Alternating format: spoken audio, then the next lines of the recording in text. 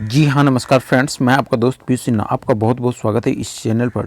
जी हाँ दोस्तों, इस वीडियो में जो मैं आप लोगों से बातें शेयर करने वाला हूँ, नॉट इन मेरिट लिस्ट वाले जितने भी कैंडिडेट हैं, दैट मीन्स जो क्वालिफाइड कैंडिडेट हैं, बाय द वे वो नॉट इन मेरिट लिस्ट में चले गए थे, उनकी बातें सरकार तक पहुँच चुकी है और उनकी बातें सरकार तक पहुँचाने के लिए उन्होंने जो कुछ भी कदम उठाया वो सफल हुआ।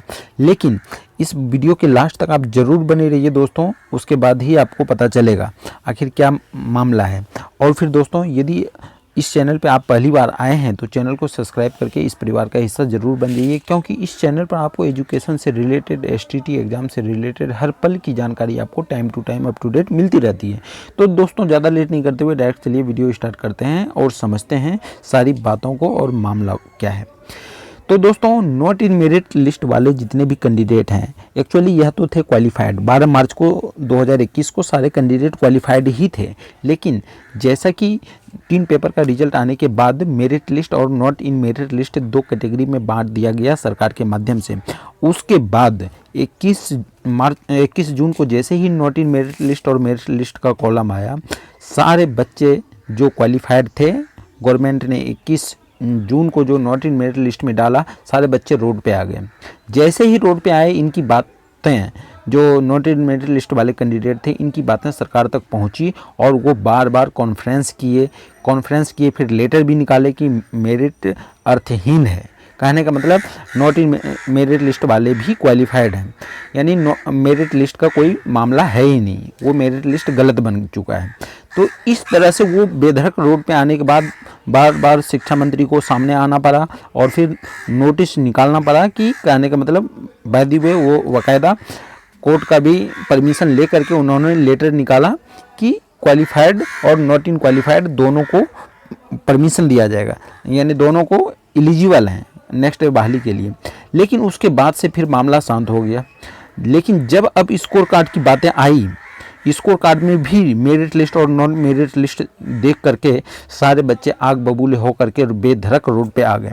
और जैसे ही रोड पे आए, फिर से इन्हें एक नोटिस निकालना पड़ा और फिर से इन्हें दोबारा कहना पड़ा कि यह मामला, कहने का मतलब आप लोगों को कोई भरमाया जा रहा है, गलतफहमी हो गई है, ऐसा नहीं है कि सबको मिलेगा, सब यानी क्वालिफाइड ही हैं। जब क्वालिफाइड हैं तो तुमने फिर नॉट इन मेरिट लिस्ट का कॉलम क्यों दिया? बच्चे को देना था तो क्वालिफाइड देता या फिर रैंक दे देता। तो उसमें नॉट इन मेरिट लिस्ट लिखना कहीं से भी कोई जायज़ नहीं था। लेकिन इस बात को ध्यान में रखिए दोस्तों, जब जब नॉट इन मेरिट लिस्ट वाले कैंडिडेट रोड पे आए हैं, अपनी बातें सरकार तक पहुंचाने में हमेशा सफल हुए हैं। चाहे वो 21 जून के बाद की बात हो, चाहे वो फिर अभी फिलहाल 2-3 दिन पहले की बात हो, यानी जब जब not in merit list score card distribute होने लगा उसके बाद की मामला हो, ये हमेशा नॉट इन मेरिट लिस्ट वाले कैंडिडेट अपनी बातों को सरकार तक पहुंचाने में सफल तो हो जा रहे हैं। लेकिन आखिर शिक्षा विभाग और फिर बीएसईबी दोनों में सामंजस्य ढंग से बैठा हुआ नहीं लगता है। इसी कारण से ये कहीं ना कहीं कन्फ्यूजन है। ये लोग खुद कन्फ्यूज हैं, बीएसईबी हो, चाहे शिक्षा मंत्री हो, चाहे संजय बाबू हो, ये तीनों में कोऑर्डिनेशन नहीं है ढंग का, ताकि ये लोग कोई भी कार्य ढंग से नहीं कर रहे हैं। संजय बाबू को अता पता नहीं, जब संजय बाबू को अता पता नहीं, बीएसईबी अपने मर्जी से काम कर रहा, शिक्षा मंत्री कुछ और बयान दे रहा, कभी कुछ बोल देता, कभी कुछ बोल देता। इन्हीं शिक्षा मंत्री जी ने बयान ये भी दिया था 12 मार्च को कि सभी क्वालिफाइड की जॉब पक्की है। तो उस बात में जब कोई वैल्यू नहीं है, तो फिर इन्होंने जो 21 मार्च को फिर बयान दिया, merit list not in merit list बराबर है, कहने का मतलब कोई मतलब नहीं है वो मेरिट लिस्ट, उस बात का भी कोई वैल्यू नहीं रहा। फिर अब देखिए, merit list not in merit list का कॉलम दे दिया गया, कहने का मतलब अभी फिर बोल रहा है ये एलिजिबल है। किस एंगल से इस शिक्षा मंत्री पर बिलीव किया जाए कि ये जो भी बोल रहे हैं फैक्ट बोल रहे हैं? ये जितने बार भी जो कुछ भी बातें बोले हैं वो गलत ही बोले हैं। लेकिन नॉट इन मेरिट लिस्ट वाले इतने उग्र हो करके अपनी बातें को पहुंचाने के लिए उत्सुक हैं, शिक्षा मंत्री से बात करने के लिए, आनंद किशोर से बात करने के लिए। कहीं ना कहीं इन लोगों में घपला है, तभी तो ये लोग सामने आकर के नहीं बात करते। लेकिन इस तक बात पहुंच जाने के बाद फिर नोटिफिकेशन निकालते हैं, यानी विज्ञप्ति निकाल करके कुछ बताते हैं कि हाँ ये मामला है, आप क्वालिफाइड और नॉट इन क्वालिफाइड दोनों बराबर हैं, दोनों एलिजिबल हैं।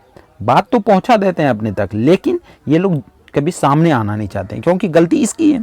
बिहार बोर्ड हो, चाहे बीएसईबी के अध्यक्ष हो, चाहे शिक्षा मंत्री हो, या फिर संजय बाबू हो, संजय बाबू और फिर विजय चौधरी जी और फिर आनंद किशोर, ये तीनों मिल करके क्या शिक्षा विभाग में कर रहे हैं, ये किसी से छिपा हुआ नहीं है। चाहे वो मेरिट लिस्ट के कैंडिडेट हों, चाहे वो नॉट इन मेरिट लिस्ट के कैंडिडेट हों, आखिर हैं तो वो क्वालिफाइड ही, और सभी को सारी बातें सच्चाई समझ में है ये लोग क्या कर रहे हैं और आखिर करना भी क्या चाहते हैं।